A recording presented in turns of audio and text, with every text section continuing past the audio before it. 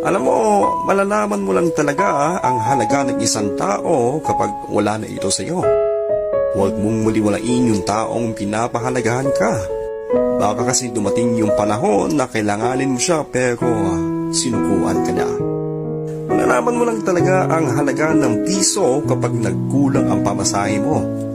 Katulad din na malalaman mo lang ang halaga ng isang tao pag wala na ito sa iyo. Pag wala na sa tabi mo at hindi mo na siya nakikita. Kaya bigyan mo ng halaga yung taong nagmamahal sa iyo. Huwag mo siyang hayaang magising sa katotohanan na marami at may mas mahigit pang iba bukod sa iyo. Huwag mong hintaying mapagod siyang mag-effort sa iyo bago mo ma-realize na mahalaga pala talaga siya sa buhay mo. Alam mo, huwag mong bitawan isang bagay na hindi mo kayang makita na hawak ka ng iba. Isang konting paalala lang galing kay Papa J. Magandang gabi sa inyo at mag-ingat kayo palagi.